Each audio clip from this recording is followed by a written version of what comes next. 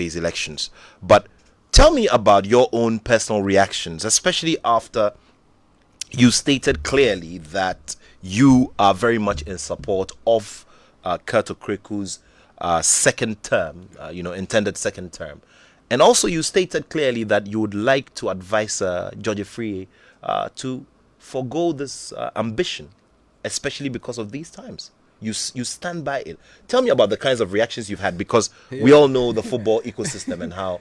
it's been quite interesting.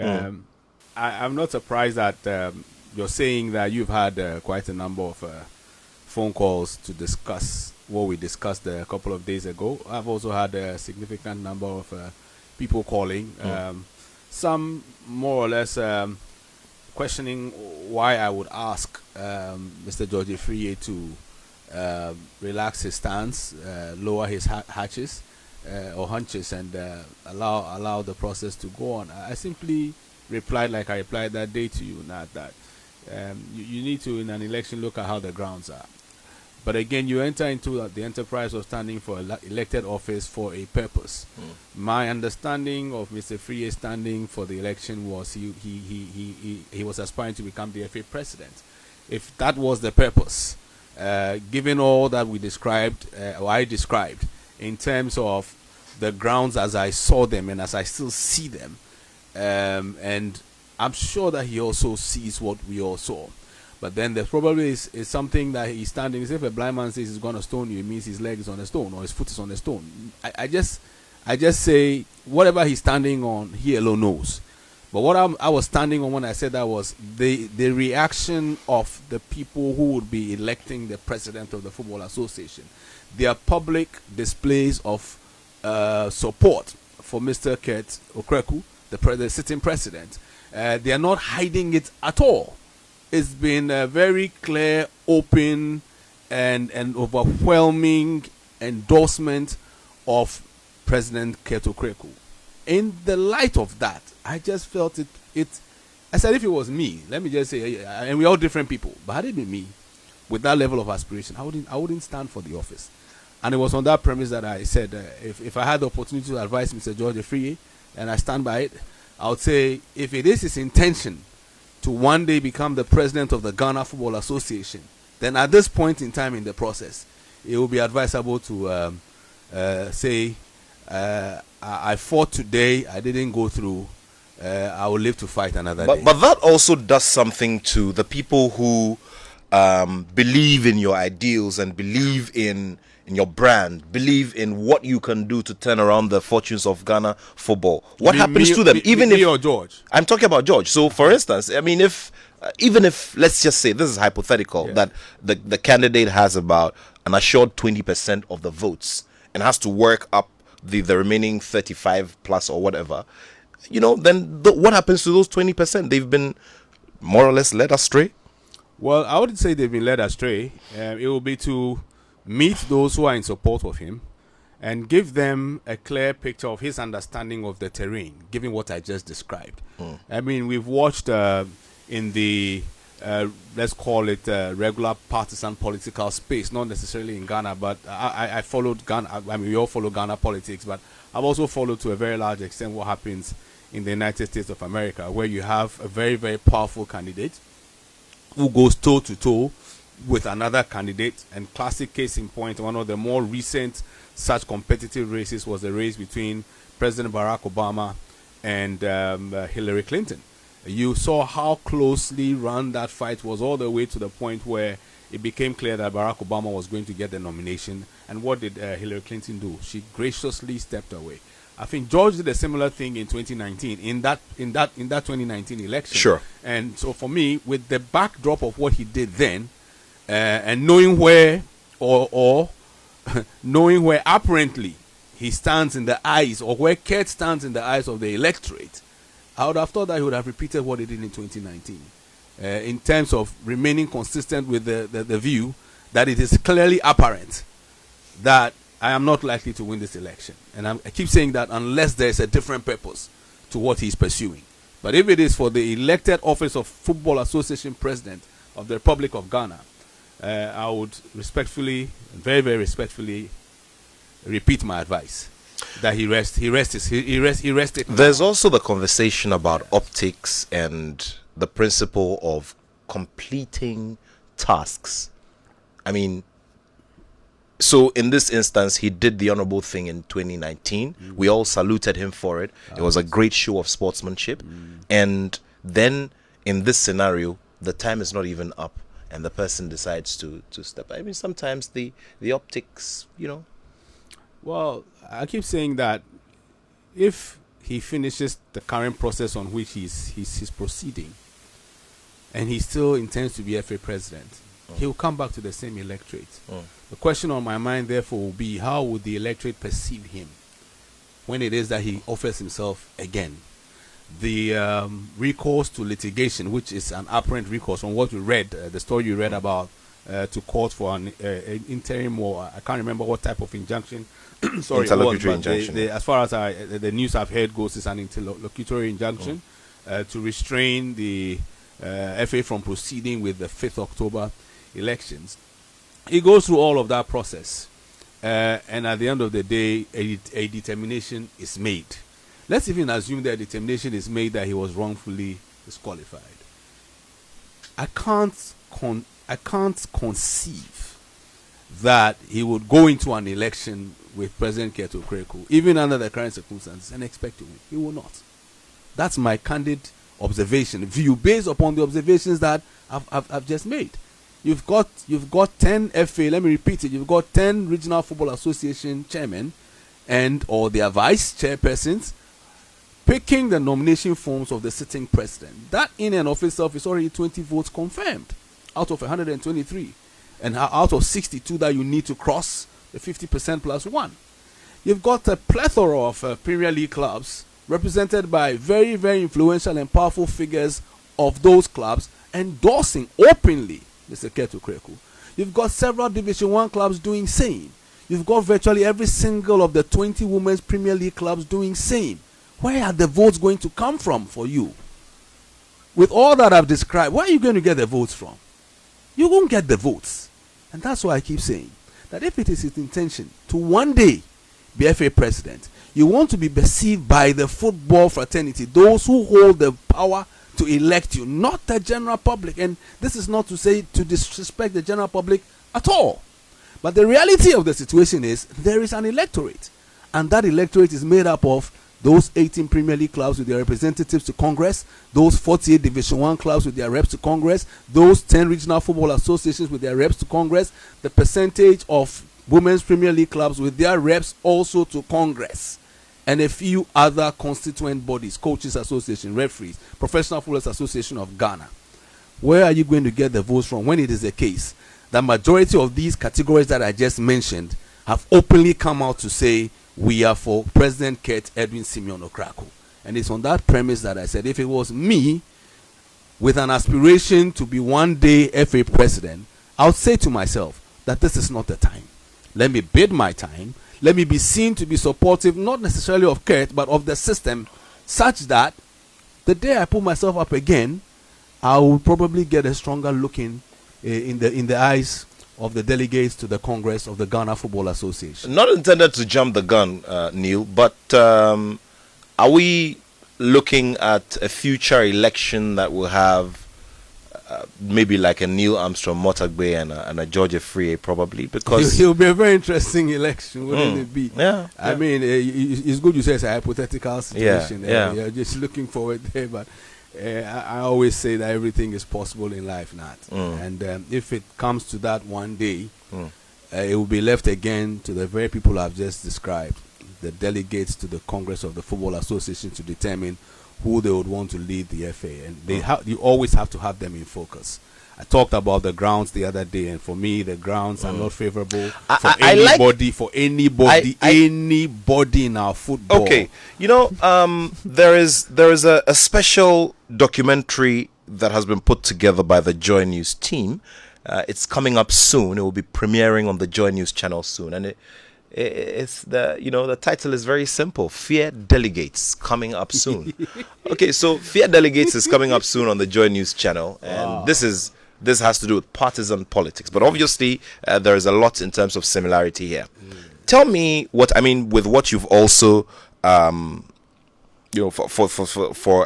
for you as a project consultant as well, what you've seen of the partisan political process and that of what is happening in our football as well. For instance, money and its influence. Let's talk about it and its realities.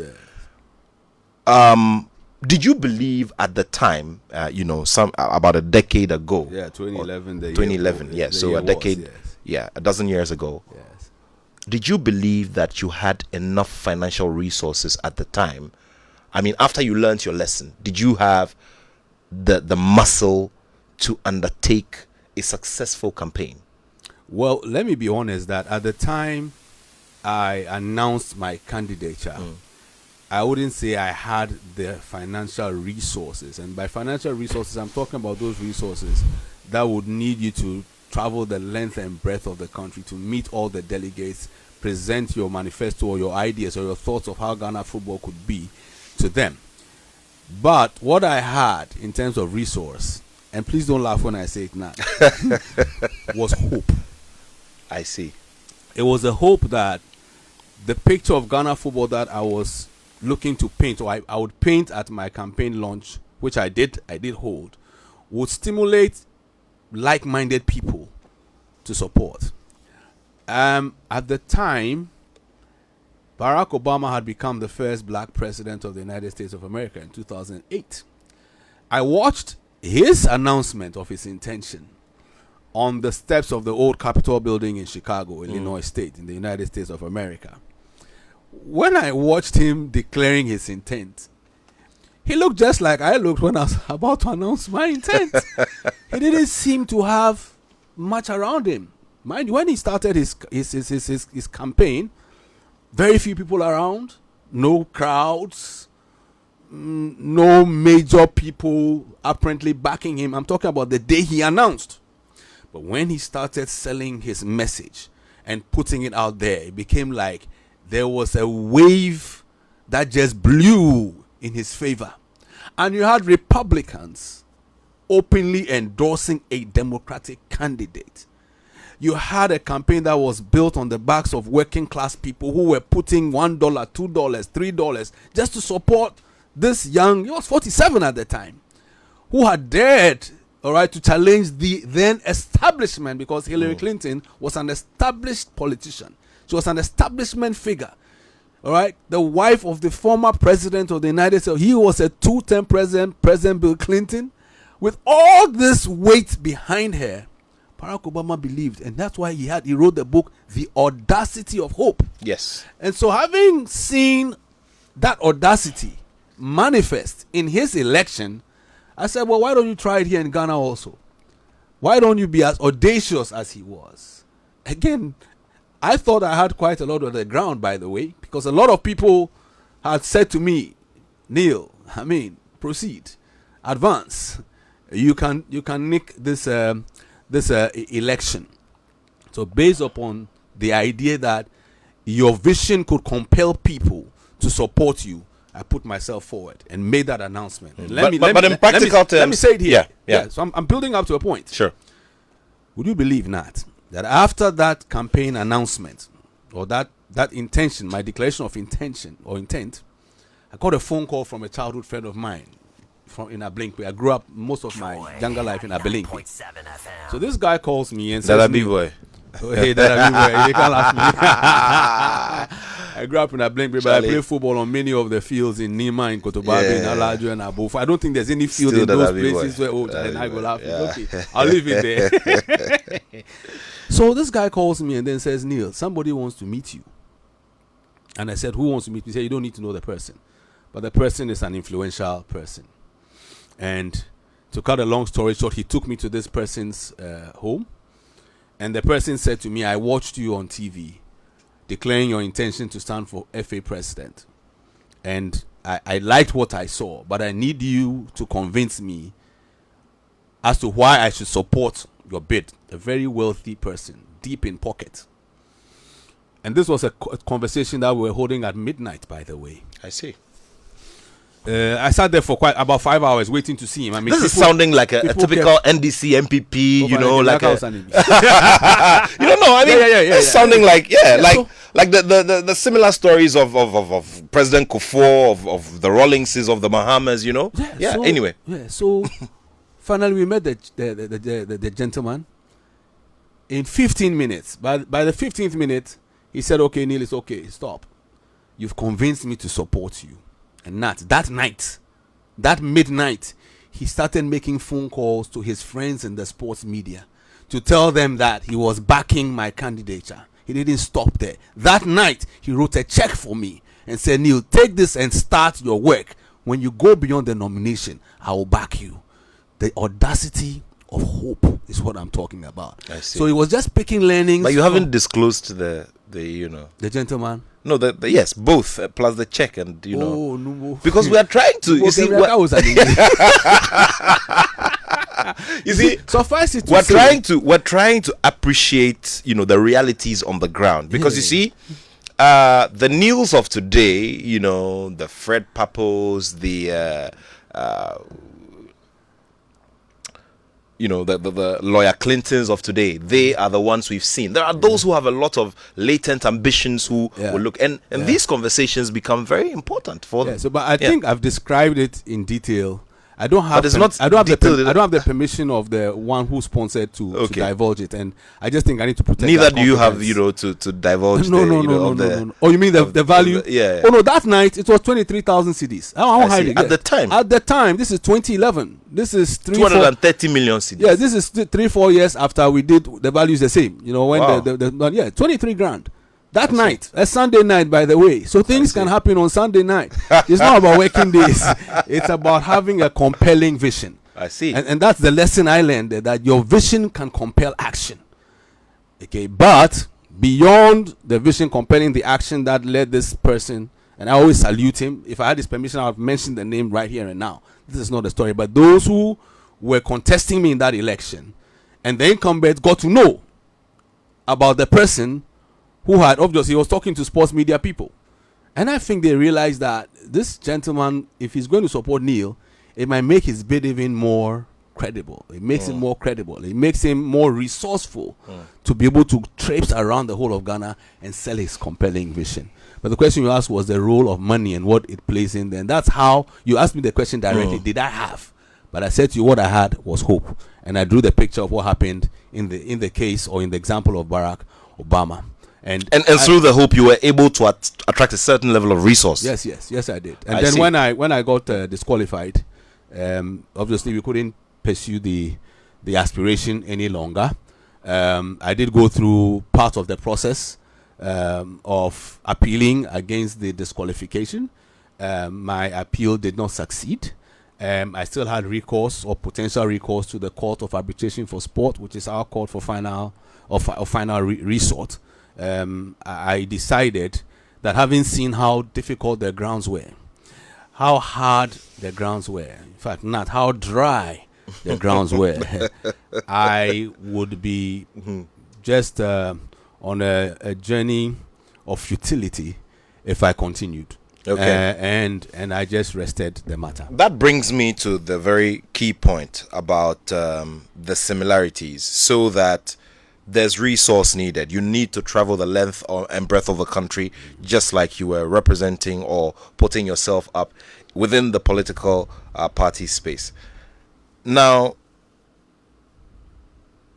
there is the alleged influence of money, within the partisan political space, where, each delegate comes with a price, so that loyalty can be bought. These are all allegations that are made. I haven't paid money to any delegate on anyone's behalf before. What we all depend on are stories. There are those who say they have the evidence as well.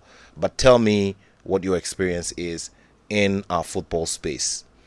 Does money play a role when you're traveling the length and breadth of the country? Put all the other regular logistics aside.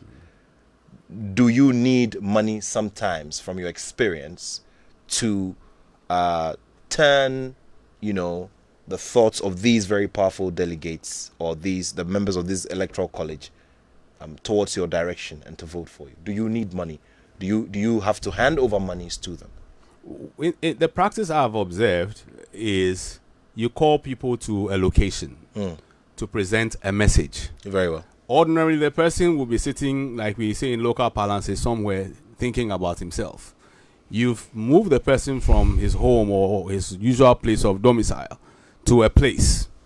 The person's expectation will be, all right, that you take care of his transportation. That is what I have observed.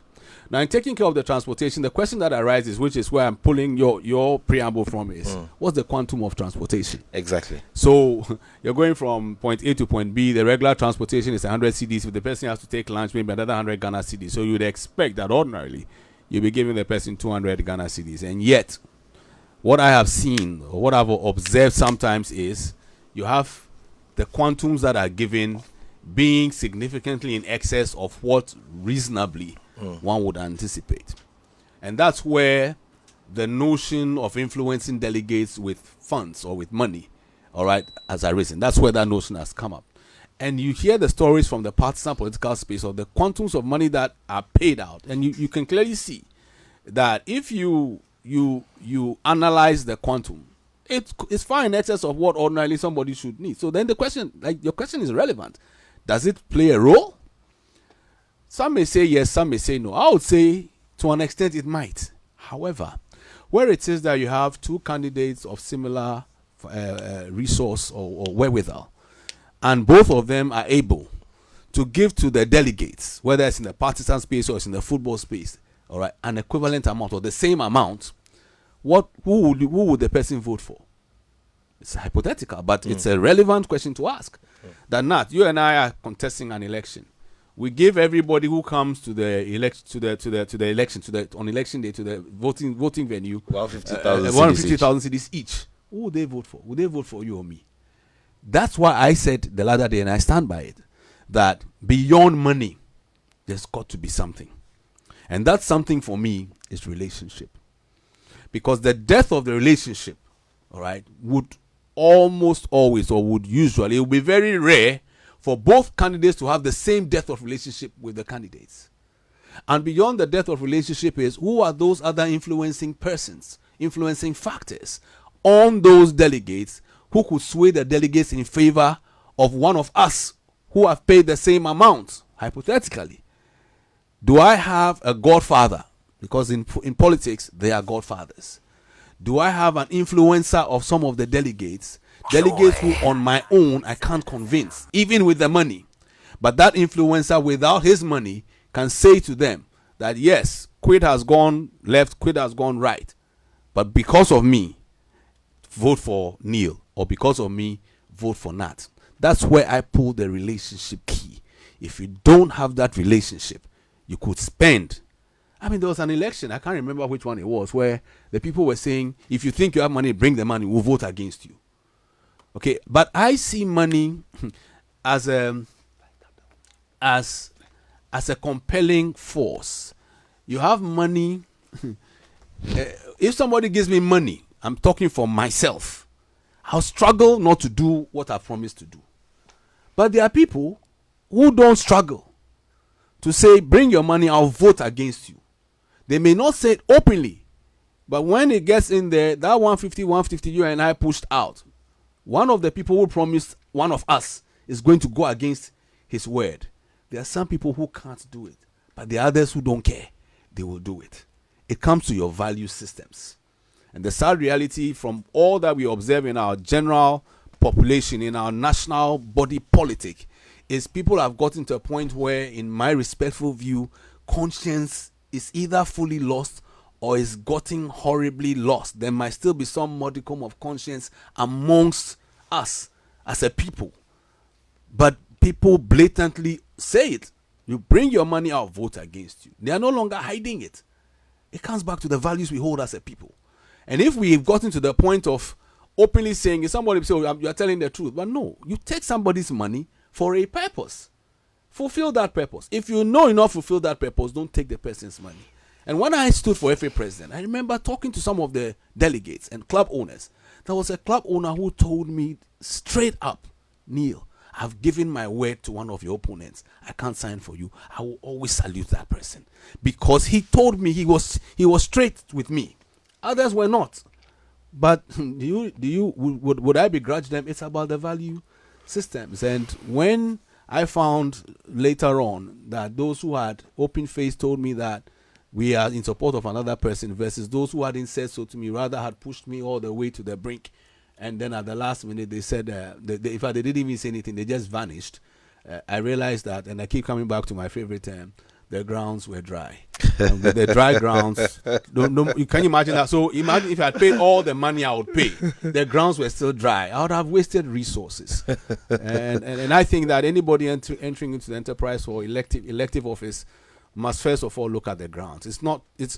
Your resources might have a role to play, especially for me in the conventional use of resources, logistics, to travel and go and sell your message. I did similar thing when I was standing for National Chapters Committee Chairman of Accra to Folk.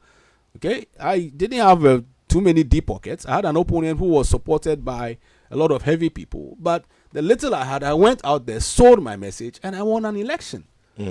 But in that election, I was the less resourceful person.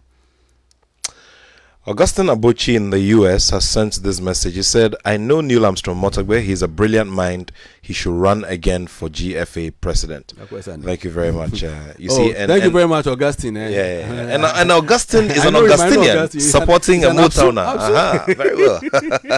You have to add that. Remember, it's 055 055 997. The election is expected to come off, all things being equal, this coming week. It's on October 5, and it's supposed to happen in the northern regional capital of Tamale.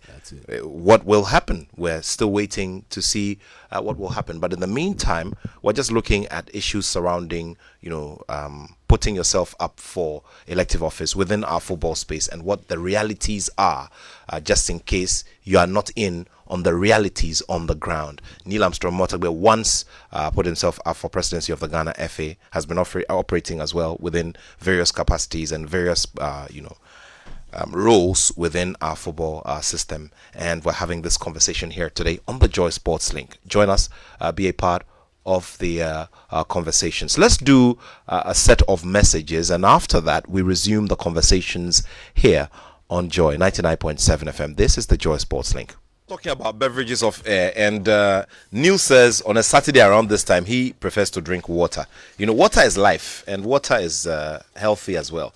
But one thing that also is very interesting is beer. Now, beer finds its way into our system on different platforms, and there's some very crisp, refreshing beer that will be served in the coming week. Next week by now, something exciting will be happening. It's Oktoberfest. Do you know of Oktoberfest? Well, it's Ghana's premier 5-star hotel and your CIMG hospitality facility of the year, Labadi Beach Hotel, bringing you another exciting edition of the biggest beer festival in the world. And I'm talking about Oktoberfest. So performing live are the Band Boys Band, BBB, from Germany.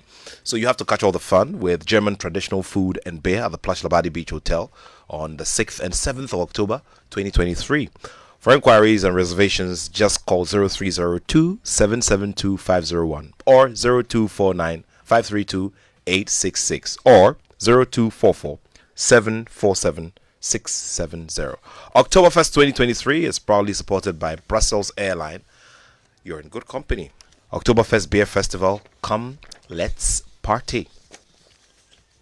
Well, I'll be reading some of my messages to you in a bit, but that will be after I've told you about something that's here with a big bang. It's the eagerly anticipated Pick One game. So all you need to do is to choose your favorite number from 1 to 36. Stake and get ready for the excitement as we unveil the lucky number. So prepare yourself to unleash even more moolah by staking 1 Ghana cedi to 350 Ghana cedis, and you can win 26 times your stake on the amazing Pick One game by Game Park. Charlie, I did try to do some calculations for here, Neil. So by dialing *946# on all networks via our website, or download the Game Park app on www.gameparkgames.com. You could just watch live the draws on Adum TV at 9 a.m., 12 noon, and 6 p.m. daily. Game Park, more Mueller, more power. The game is regulated by the National Lottery Authority, and it's not for persons under the age of 18. Just remember to play responsibly. All right, so more to come here. Let me just bring you these messages before we resume the conversation here. Remember, we're having a conversation around, the Ghana FA's upcoming elections and the realities, of what happens here in our system. So that just in case you're getting yourself ready for any of such endeavors, you know what exactly you're getting yourself into. Now, let's take this message, which is coming from Kwame Obing. Now, Nat, you are talking to a brilliant chap. Accra Neil has a lot to offer for football, for the football fraternity, not only in Ghana, but Africa and beyond. I wish him well. Thank you very much, Kwame Obing, for that message. I'm very grateful. There is another one. And this is from Elvis Herman Hesse, who is the chairman of the National Chapters Committee of Accra Hearts of Oak. He sends this message. He says, "Hi Nat, regards to my boss and predecessor. He is super intelligent and has always impacted my life since becoming NCC chairman." Elvis Herman Hesse Jr. Sends this message. Thank you very much. We'll be reading some more of your messages, but just remember it's 055 1111 997. 055 1111 997. Okay, so money is important. You need the money when you're moving, and the simple reason is that once you move a person from a place to the other to meet you and to have a conversation with you, you need to take care of the minimum of their transportation. That is a fact. Yeah, it's the expectation. It is an expectation as well. The people you call expect it. It's not even about you thinking it's a nice to do. In his ordinary course of dealing on a particular day, he's not going to come to your event. So what should compel the person to come to your event? Maybe your ideas, maybe your relationship. But beyond the relationship, the person is not going to come there on the back of air. And so it's an acknowledgement that you've spent resource to come here. There are times where you may not even be able to cover the full cost of the person's travel, but at least you show a token of appreciation that he moved him or herself to where you are. There are those who would interpret it as vote buying, but I see it as you took the person from the person's regular place. There are times where people come and say, "Oh, Neil, it doesn't matter, don't worry, I did this for you." But there are others who expect it. It's a reality. So you do not see it as vote buying. It's not vote buying. I don't see it as vote buying. Okay. Now, we talked about a few areas the other day on Joy News. One of the key areas, for instance, where the current FA president has gained some amount of praise is women's football. As we speak, the Black Queens are getting themselves ready for another phase of qualification for the next women's AFCON, the final phase. AFCON. Yes. Now, there's a lot of talk about how the front of women's football is looking better than it was previously. I want us to look at the developmental arm. I want us to look at football from the grassroots level, juvenile football, and the kinds of structures that have been laid. All over the world, the developed football markets are focusing heavily on the academy system. Now, the academy system has a lot of infrastructure, a lot of capital investment, a lot of technical strength to back up the industry as well. And generally, these countries that invest heavily tend to gain from it. But we do not seem to have a strong footing within our developmental football space. Why do I say that? If you should ask for it, the last time I tried to check, I didn't get any proper answer. For instance, whether we have a proper database of all the football academies in Ghana, and whether we have standards by which, or compliance by which all of them are supposed to run. I know for a fact that there are standards, because I've engaged with the General Secretary of the Football Association on developmental part of our football. So when it comes to the academies, there are standards. And there are times where you speak to Prosper Harrison-Addo, and he says there are entities that call themselves academies. If they are going to be rated against the standards that are set for an academy to be properly called, you would struggle to get a real full-fledged academies that will meet the criteria as stated. And you're right when we say that there's still a lot of work to do in the academy system, or for the academy system. The few that have built themselves up to a good level, the results are there to see. They've produced players who are making waves in the countries where they're playing. Classic case in point will be Enes Nyama, recent Enes Nyama, and also Kudus Mohammed. Mashid Ashmero was from the West Africa Football Wafa Academy. I mean, Kudus was from Right to Dream. Right to Dream, yes. Yeah. Same as Enes Nyama. So Yao Yeboah, who went to Man City, I think his career has floundered a little bit, but in his earlier days, he looked like one of our major rising stars. But those are just a few examples of academies that are producing the quality of talent that goes to the potential of becoming world beaters. So back to the point that there still is a lot of work to be done in the quality of academies that we are putting together, but there are some who have seen that as the future and are therefore investing in it. There are not that many because it's a capital intensive thing, and it's because it's so capital intensive that you have not too many people going into it. So the question then arises that for the few that are in existence at the level that we expect them to be at in terms of the criteria, what happens to all those other talented footballers who don't get to play in the academy? Because the academy has a certain capacity. It can take only so many players or footballers.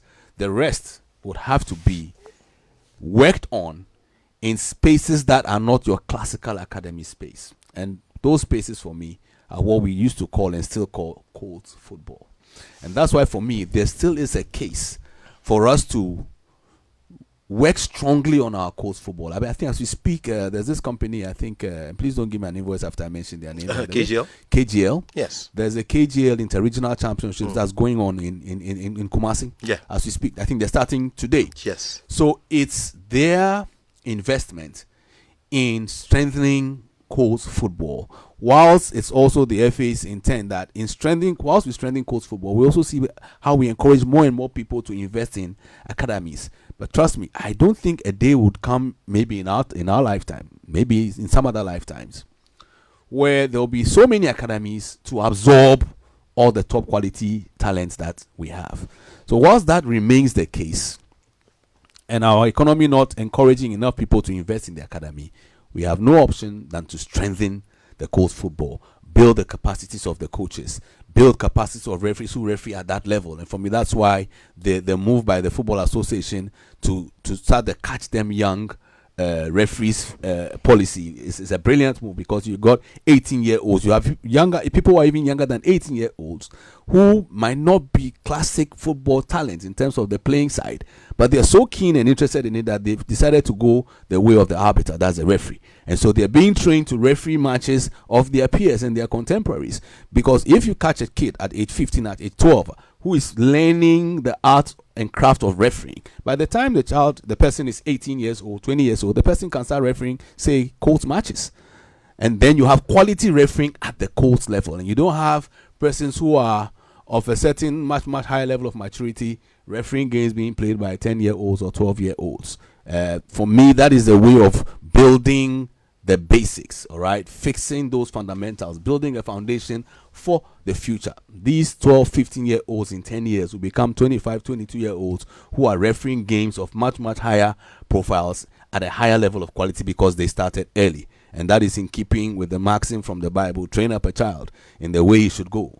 And when he is old, he shall not depart from me. You should be saying amen by now. Amen, Reverend Mortagbe, the very Reverend Mortagbe. So that's really about the developmental side. So the academies are good. I've seen a lot of academies in countries where I've been, especially in Europe, and the way they start the children, it just reflects. It reflects later on in their lives, and the basics are key.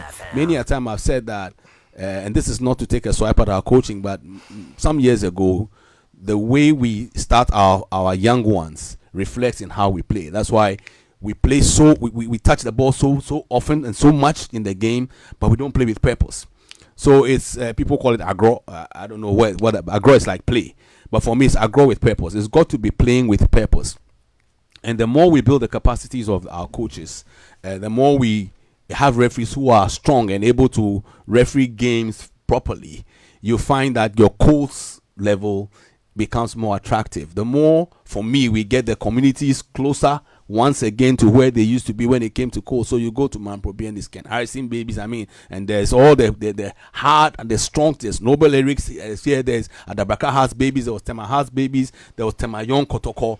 All these had a certain bond with the communities, and that's why sometimes you find back in the day that when it is that there's a coast game match going on at Kotobabi Swag Park, Power Lines versus Olympic Babies, let me just use them as example, the crowd that you see there will be far greater than the crowds you even see today at Premier League matches. For me, it's to revive that community feel around the coast clubs. The persons who who run a lot of these coast clubs have moved on. Some of them sadly have passed on.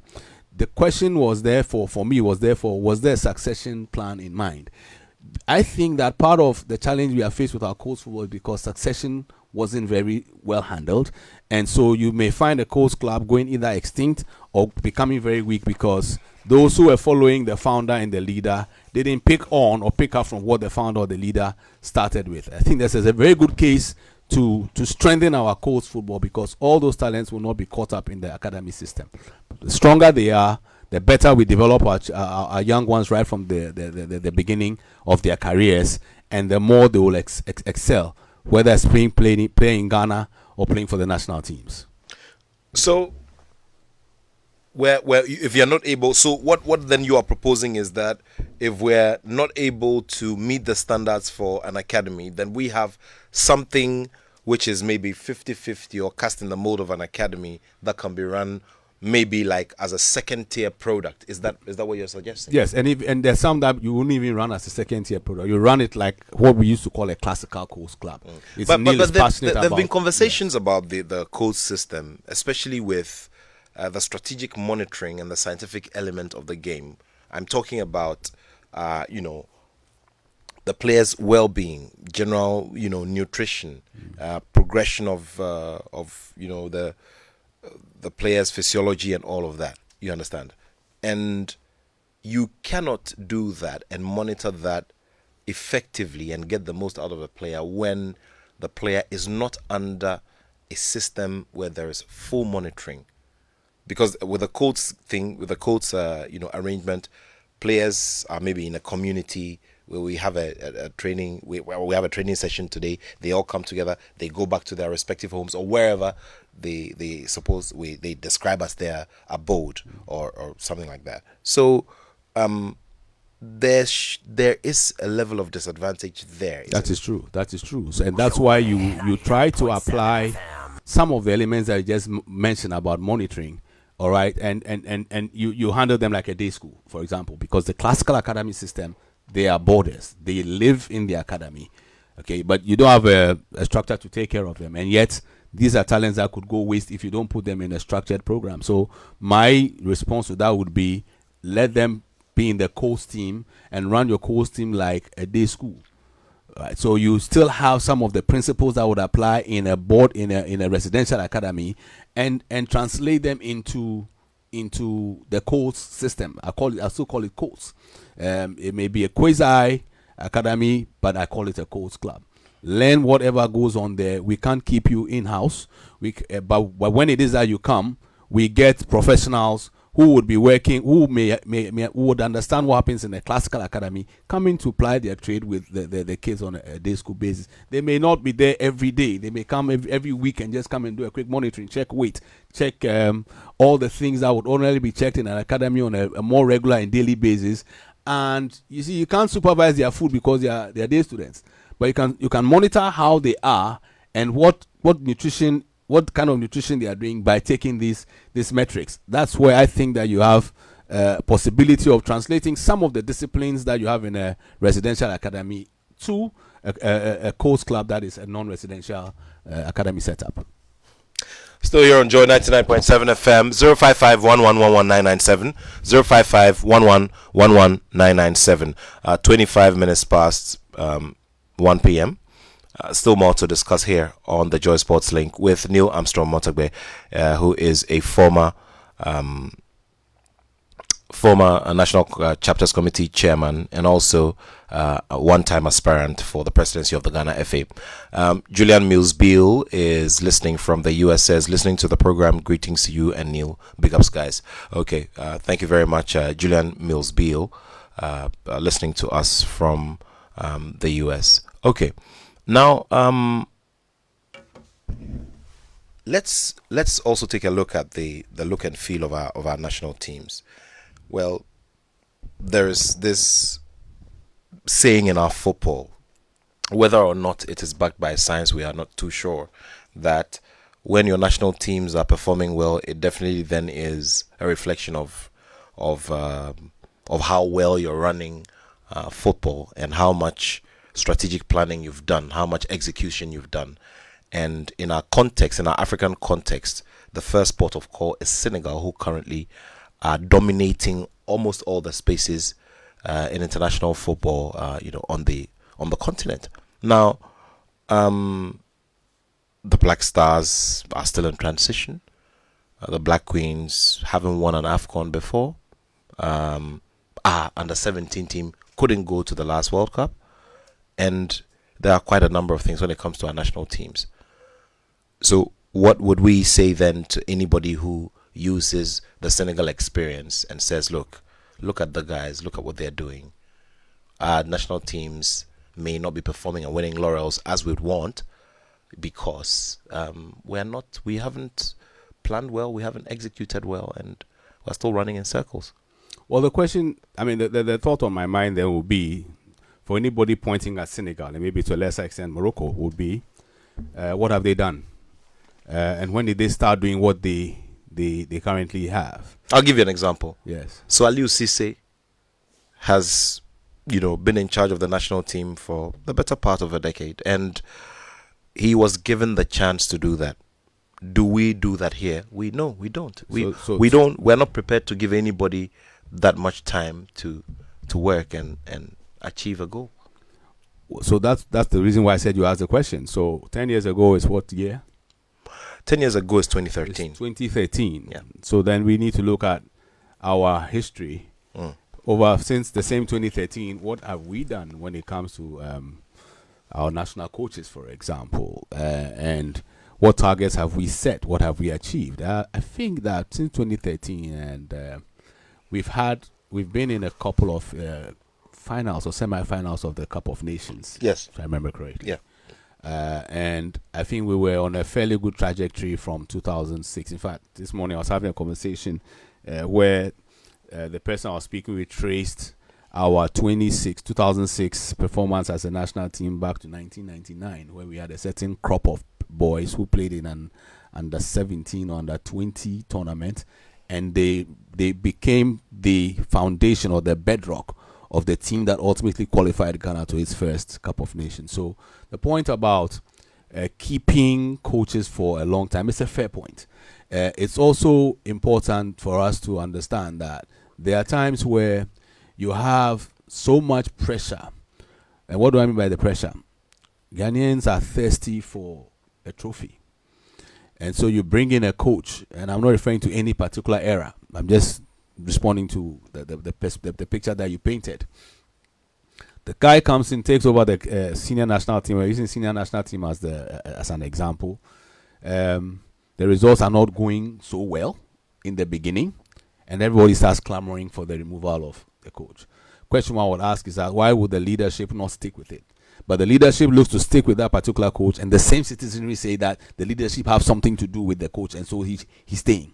For me, it's about us coming to a point to understand that as a nation, we are falling down the pecking order when it comes to African football. We rose to the zenith in as recently as 2010. Somebody say recently? Yes, 13 years ago is far more recent than 1982 when we won our last Cup of Nations. So 2010, you were at the top there. even 2022, you still qualified for the World Cup. What long-term project can we commit ourselves to and get the citizenry to understand that we are a nation at the national team level in transition, and therefore we need some patience? It's about managing the expectations. It's about putting forward a project and say, it's Project Ghana, we're in 2023, Project Ghana 2027. That by the year 2027, with the project that we have described to you, our fellow countrymen and women, we expect Ghana to be at this point. Please stick with that and appoint a competent person. The person may not get unanimous acceptance by everybody. There's no decision in football that I have observed that ever gets unanimous acclaim. What you would get is maybe overwhelming acclaim or majority acclaim. The leadership then stick with the project, and the results begin to show after some time. If we are not patient, we will not get there. I think that if you trace the record of Senegal when Aliou Cissé took over, there were some glitches in their performance, but they stuck with it. They stuck with it as a project. So it's time for us to decide and agree as a people that we want to win the Cup of Nations again. For example, we want to be at every World Cup over the next 4, 5, 6 phases, or going to perpetuity. And talk about the Nations Cup. Sorry. Yeah. We've been counting. It doesn't, since 1982. Yeah. We've been to finals. We've lost on penalties. We've lost 0-1. So it's not like we've gotten extinct. It's just we've not won when the chips were down. There were times where we were lamenting our mental fortitude when it comes to penalty shootouts. We've lost to Cote d'Ivoire twice, 1992, and I think in the 2000s we lost. So we've been nearly there. I just wish we had even won one of them. So it's no longer 1982. It's 2013.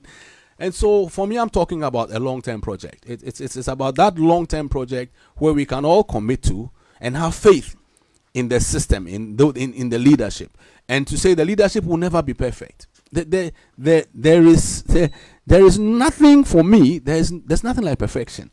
It's about getting maybe 75%, 80%, and then working with that 75-80% to deliver the results that everybody wants. You see, I just think that Ghanaians need to see a certain show from the leadership of the Football Association that this is the direction, this is where we are going, this is being done with meritocracy at the base of everything. When that is the picture and they feel, you get more support. When that's not the picture and they feel, then you have the challenge, especially when the results are not coming. And for me, that would be my response to the comparison between Senegal and us. And then they won their first Cup of Nations, went to the World Cup and performed fairly creditably. Their stars are, shining. Morocco, similar thing. But Morocco, I usually don't use them too much because the kind of resources they are pumping into the game, we don't compare.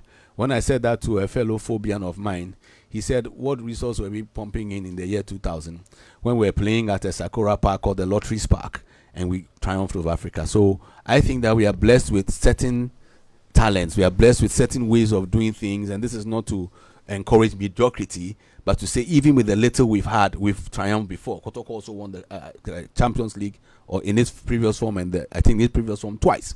So we've got that. It's, for me, just to summarize, a long-term project that says over the next 4-6 years, this is where we expect to get to. These are the criteria by which you must assess our progress over time. And when it is that Ghanaians see that and can commit to the project, then you come and sell the project to Ghanaians. And when it is that they comment about it, because we are all passionate about it, as leaders of the Football Association, we take it all in good faith and then move on with Project Ghana. Who wouldn't be happy to see us win a Cup of Nations again? Everybody will be happy. Not only the people who lead the Football Association, but the entirety of the Ghanaian people. The entirety of the Ghanaian people, indeed. I know you've got thoughts, and that's the reason why you'd have to share them with us. 055-1111-997, 055-1111-997. So there are some likely outcomes. There's the possibility that, Judge Afriyie could get his injunction granted by the courts. once again, would have to look at a hypothetical situation that will obviously not be good in terms of the optics and all. Yeah, I mean, the optics are one side, but the law is the law. You need to work with it. The Football Association also has a program, and it's got objectives that it needs to meet. And I believe that whatever is being done is being done within the confines of the law. The hope is that it doesn't get long drawn and protracted, such that it detracts from what's happening on the field of play. You know, when these things are happening, then the attention that should be, for example, on our Ghana Premier League, which is it's going to week 3. You've got the KGL tournament we just spoke about. You've got the Access Bank Division 1 League also about to start next week.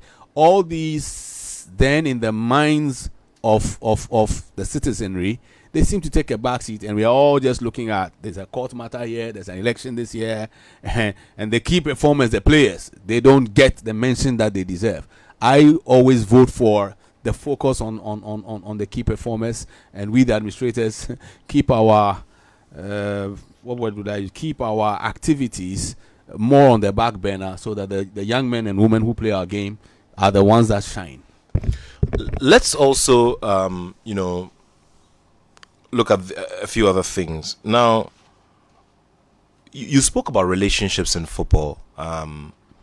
Obviously, you came up with the idea of running for FA president during a period when Nyantechi and everything about him had sunk deeply into the minds of the delegates within the football fraternity. Now, how do you describe your relationship then and now, yourself and Kwesi Nyantechi? At the time I stood for president, Yes. and now? Yes. At the time I stood for president, obviously, if somebody opposes your rule or your reign, you will not be as warm as you were before. But the relationship as of today, I would say it's a fairly cordial relationship. Occasionally we chat. When it is that I find reason to send him a message, either of encouragement or endorsement or something I've seen him do or I hear him doing, I've done that. There have been a couple of social events where we've bumped into each other. Funerals, a couple of funerals here. One interesting funeral was in Ablinkpe. Again, the James Oyedeji passed on. He was living in a property directly opposite my dad's home, and they asked permission to use the living room of my dad's place to host dignitaries who would come for the funeral. And one of the dignitaries that came for the funeral was Kwesi Nyantechi. So I served him water in my daddy's living room, and we had a nice chat. He chatted with my mom, who was also hosting the people there. So I would say, all in all, it's a reasonably cordial relationship. We may not engage very frequently, but when it is that we engage, we still have a genial conversation. What about George Efrie? These thoughts that you expressed, that you expressed on this platform, have you had the opportunity to have a conversation with him and tell him directly? No, I have not. Have you made any attempt to? No, I have not. Why? Because I don't want to. Why? I don't see why. It's my choice. I don't need to tell him. I've said it to him publicly. His people have heard, and they probably translated to him. He himself would have heard by now. I don't think it's about me and me speaking with him. It's about me expressing a view. He will pick it up. Same way when he was going to contest, he didn't consult me. So I don't see the need. You may not describe yourselves as like very good friends or... I met him at the Congress in Kumasi. His comment was, Mr. Neil Armstrong-Mortagbe, the last time I knew you were my friend, I said we are still friends. Yeah, I mean, if I stood for FA president another day and he's the owner of a football club, I would go to tell him about my vision. So for me, there shouldn't be acrimony. When the conversation devolves into a certain level of acrimony, as we are observing, that's when it becomes, for me, and that's a very personal position, it becomes a challenge, because we will still need each other one day.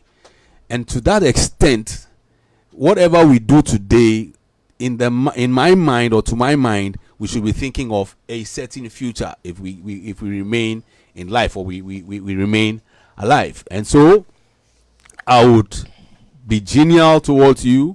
I may disagree with your modus operandi. I may disagree with you on certain policies, but I won't become so rancorous, so acrimonious, to the point that a day will come where I can't look you in the eye and say hello. That's not the kind of football world in which I grew. And that's not the kind of football world I think we should look to develop. We may disagree vehemently, but that shouldn't devolve into a certain level of acrimony. That doesn't allow our football to grow. That doesn't allow us to breathe. I think that is the direction in which we should be looking to go. Whatever we do, we should remember that there's a tomorrow. There is always a tomorrow. And of course, whatever we do as well, we're hoping that the election comes off. Either way, it comes off, and we're able to. In law they say there's an end to litigation. There is always an end to it. Whichever way it happens, either one party deciding that I'm ceding my space, or a court of competent, or maybe a body of competent jurisdiction making a determination, there will be an end to litigation, and Ghana football will go on. Neil, what's your stance on this phenomenon where we're almost always confronted with cases that are sent to the courts? I mean, we just recently heard of that one by Kim Faisal that was thrown out. Kim Faisal wanted to be reinstated in the Ghana Premier League, and they were also in a way wanting to halt the start of the Premier League through the process and what kinds of reliefs we're looking for from the courts. What's your view on this? Because this looks like something that happens. It's a regular once the season is active and it comes to an end, and something definitely we should have somebody go to court. What's your view on this? My view is everybody looking at him or herself, do a proper introspection, and be truthful to yourself and say, this process that I'm initiating, what's my role in getting to where I got to? Okay, so there are times where, and we can't speak to specific cases, but there are times where a particular club or entity has fallen foul of the rules of the Football Association. I mean, falling foul, you put the person's actions against what the statutes and the rules and regulations say. It's very rare the person has fallen foul, person gets relegated and still wants to go ahead. It's your right in law. It's your prerogative. Go ahead. But once you go ahead and you've gone through the whole gamut of the whole range of actions that you can go through, there will be an end to litigation. If you win, you win. If you don't win, you don't win. I that's how I see it. It's a freedom. It's a mode of expression. Everybody expresses themselves in one way or the other. There's sometimes you look at the facts, and the facts stare at you, and the facts clearly don't support what you are doing. But it's your right. It's your prerogative. You can't stop the person. So let the person go through. If the person gets to the end and CAS decides that you have a case, fine. If CAS says you don't have a case, you don't have a case, you come back to Mother Ghana and ply your trade. That's the way I see it. It's a matter of people expressing themselves, and you can't begrudge them. You can't stop them. Well, let's activate the phone lines now so you could join us. It's 0302-216-541. 0302-216-541 and 055-1111-997. Let me go over them again. 0302-216-541. 0302-216-541. 055-1111-997. 055-1111-997. Let's take a quick look at the Ghana Premier League. What's this thing that football people say about the buzz around the Premier League getting to a certain level when Kotoko and Hearts are doing well? Well, I think it's because of the mass following of the two clubs. Just that? Primarily that. Because when it is that they are doing well, you have a higher level or a heightened level of interest. And so every venue that either has a Kotoko or visit, you will find that the clubs will say it's their Cocoa season. And once the crowds follow the two clubs, you definitely get a higher level of buzz going on. Again, because of their mass following, just like it is in, give an example of Spain, you will find that there's so much more buzz around Barcelona and Real Madrid than the other clubs. It's no disrespect to them. They have the numbers, they command the figures, and therefore they would almost by natural selection be a stronger following and a stronger buzz, a stronger noise around them. It's nature, and nature takes its course. Like people say, water takes its level. So I see it more from the perspective of of the following that these clubs have, and hence when it is that when they're not performing, also there's a negative buzz around them. You hear all sorts of things on, and it extends to the whole image of the Premier League. Yes, it does. It does. Well, let's get on the phone line. We'll do some more on the Ghana Premier League. Hello, good afternoon.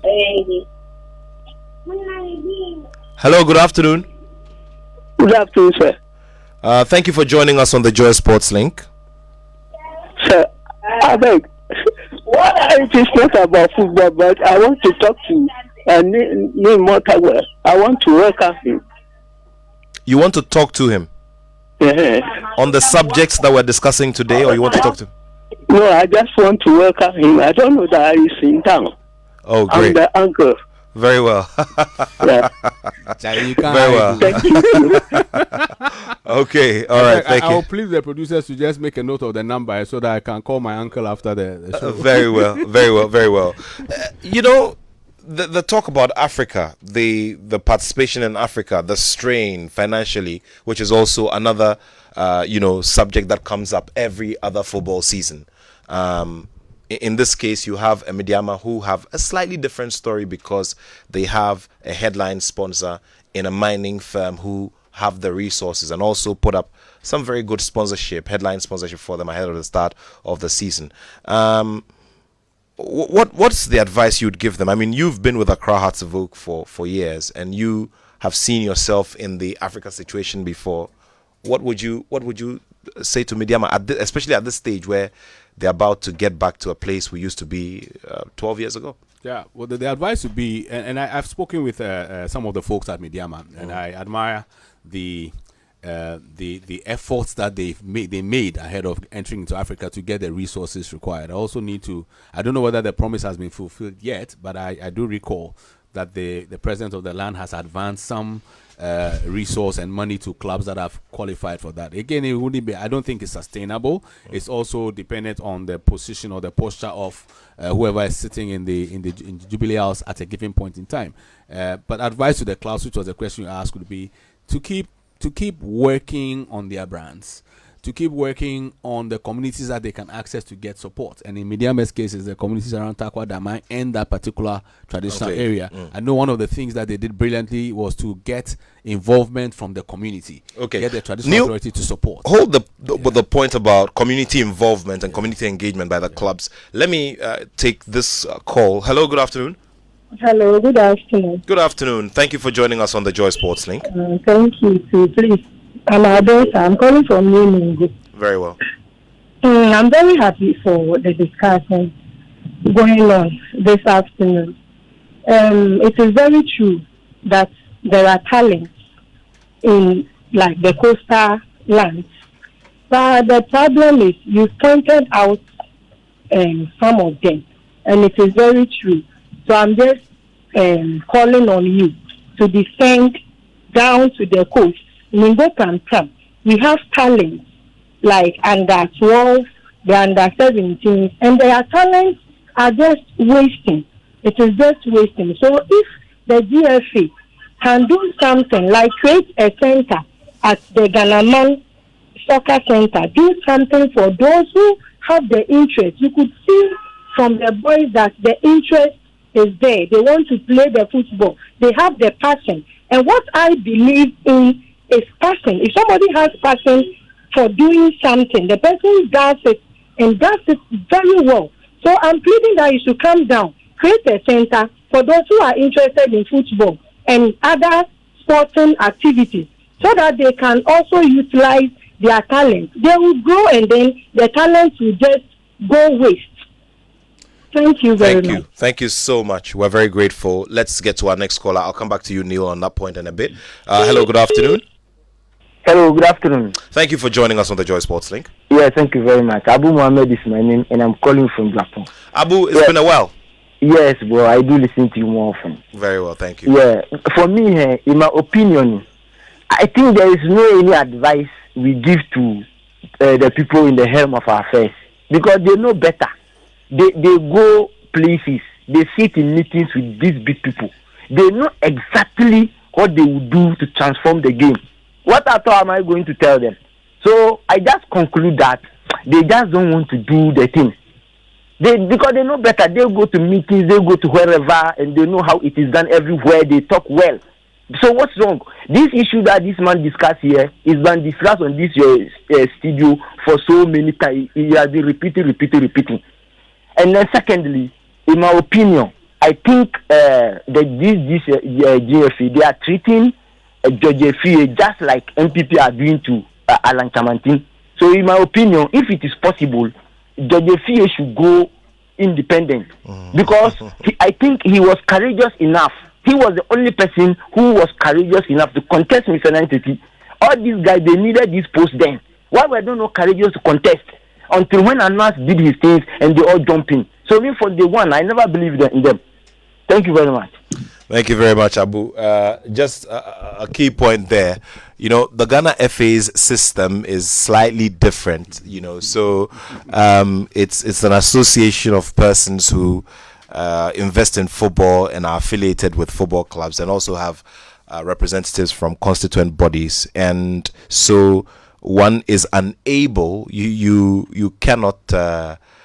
Contest as an independent candidate. The individuals come there as themselves. So there is nothing like going to contest outside of the space as a candidate, as an independent candidate, like it's done within the partisan political space. It is also important to note that if nothing happens, as in if status quo remains, then on October 5, Kurt Okreku, the incumbent, will be affirmed. He will go unopposed as president of the Ghana FA. That's what we know for a fact. But of course, we'll have to wait for the coming days to see if any new development pops up. You were talking about the community engagement element. Yes, and also the caller before the last one, she spoke, or the person spoke about talents in the Ningo Pram, and that's why I talked about it's more of a community thing again. And you've got regional football associations, and then you have a district football association. So the FA at its apex may not be the one directly to go there, but then would mandate and charge, and where possible resource your RFAs and DFAs. We have to look for money for Qatar, we have to look for money for him to go down and Qatar's, yes. I call him Bra Qatar. I saw Qatar playing when I was a 12-year-old in Achimota School. I see. He was playing on one of the fields around there. Wow. And then I had a small stint through Anumle where he was also schooling. So that's why I call him Bra Qatar. I see. The senior brother of Subami. But it comes back to the point I made about not every area, all right, would have the benefit of an academy. And so talents are going waste from what was said by the caller. How do you get those talents to be within a system at least that helps them to develop? And that's why I think that there's a case for strengthening our codes whilst working to get many more academies. Yeah, and big greetings to my brother and colleague Anil Sabute. Anil Sabute has a couple of friends. They've brought themselves together and are doing something rather interesting in the Ningo Pram area. So they have resorted to the other models. I'm talking about something like futsal, for instance. Okay. There is the regular 11 aside as well, where some youngsters have been playing, and they have a little league format that is played every other weekend. So from time to time, Anil Sabute sends me fixtures of these, and of course, the regular problems of grassless pitches and all of that, they exist in that area as well. Let's start wrapping this up. Joy 99.7 Technical FM. Technical empowerment. The Ghanaman Soccer Center of Excellence is supposed to be our headquarters for the technical arm of the game and beefing it up. There are those who have suggested that in terms of facilities it's not top notch, especially when you want to compare it to, or you want to do some peer review. You go to Morocco, you go to Senegal, and you look at their centers of excellence, and you realize that we are still not up there. Because, for instance, we have not camped the Black Stars there, and the Black Stars should be able to camp in our main soccer center. Well, they should be, and when I've spoken to President Kurt Okreku about it, it's not something that is lost on him. And when it was that he took over office in 2019, and I've talked about the backgrounds that we had going there, the state of the Ghana Man Soccer Center of Excellence was in a major state of decline after the FA took over. The last time I viewed pictures from there, it would suggest that a lot has been done, but there's so much more to do. What I've advocated, and this at a very personal level, is how we could turn that into a real center of excellence. But the question is, where will the resources come from? You talked about Morocco. Morocco's resources are not FIFA resources. The Ghana Man Soccer Center of Excellence is a FIFA project. Yes. And so very well. we need to put it in the context that FIFA provide resources for you to engage in certain activities. The King of Morocco didn't depend on FIFA to build that center of excellence that they have. That has become the talk of every African state. That thing, if I remember correctly, I was watching a video of it. It cost no less than was either 14 or 44 million United States dollars. That is certainly a resource that is not available to the Football Association. So the basis for comparison might be a bit tough to balance. However, that's not to say that we would not be happy to have our own soccer center of excellence. What is in Prapram, what is at Prapram now for me is a lot more land that could become the subject of a grand plan and a grand design to do our center of excellence, and to have an understanding with FIFA that you gave us resource to do X. We want to go beyond what your resources would do, and it becomes a collaboration between, for example, this government of Ghana and FIFA. And then the government of Ghana together with the FA go out there to solicit funds and resource to build it up to a point where we co-own it, and it's at a much higher level where our national teams can come. I see it more as a medium to long term project. Your relationship with Accra Hearts of Oak, how's it going? Until the bones are rotting. Oh, I'm sweet with my fans as always. It's always, I'm on so many of. You're an administrator. I mean, there's a lot of work to be done in Accra Hearts of Oak. I mean, big salutes to Togbi and the board, the rest of the team. Haven't you had any sort of nudging from the side? Somebody suggesting to you that you can go back to Accra Hearts of Oak. You should go back to Accra Hearts of Oak. Well, I've had those nudges. If it's in the but what about you? I mean, personally, to where go back to Hearts of Coach. I mean, we've seen many people do that. I mean, do second stints. Yeah, but it doesn't lie in my power. That's basically what I can say. So for me, I'd make a contribution all the same. I keep talking about contribution. So wherever I am, whatever I am in a space, it's what contribution can I make. But you left on a good note. Yeah, I resigned. I didn't leave on as good a note as I would have wanted to leave, but I'm not there. I don't have enemies in Hearts of Oak. I'm still friendly with everybody. Yeah. What do you think about what Togbi is doing? Fabulous. Absolutely incredible. I mean, let's use the English word unprecedented. Okay, Poby Man is there as an example. I mean, the old secretariat at Dabraka, opposite the Trust Towers, is sprung up nicely. I think that we're getting to a finishing. I was there on the ground when the old building was raised pulled down. Sort of a very sentimental moment. Exactly. But it's towards building a future, and I think that Togbi Afede's mind is clear. He wants to position Hearts of Oak as the leader in Ghana football. On field of play haven't gone the way we would all have wanted, but just 2 or 3 years ago, Hearts of Oak won the double and also won the FA Cup the next year. There are those who say we've been at a higher level before, but juxtapose that against when he took over and the kind of struggles that we've been through. So I think that it's on the up and up. Last season wasn't good in terms of on the field, but off the field, I think infrastructure-wise, Togbi Afede, you need to give him an A-star and hope that it will translate also into how our players appreciate the kind of environment that he's creating in the club, the resources that are being put at their disposal to flag high once again the flag of glorious Accra Hearts of Oak. Thank you very much, and greetings to all other fans of all other clubs, and greetings to our friends at Accra Great Olympics. Later today,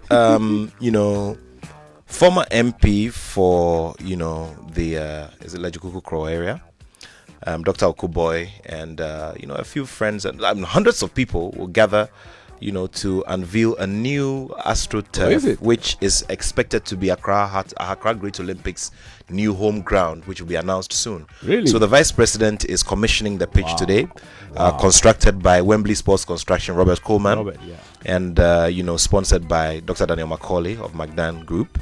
A second one within the enclave that he's built. So let's see what happens, and let's see what Accra Great Olympics can generate from that ground.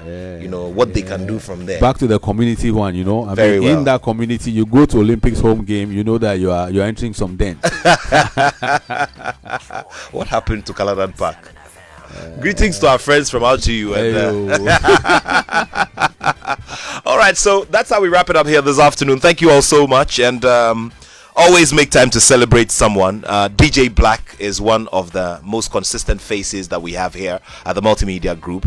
He's been consistent, and he's one of the big forces. Yesterday, he celebrated his birthday. Once again, it's happy birthday. And we want to salute the legend, Daddy Lumba, once again. And big thanks to you, Neil. Would have the conversation on October 9.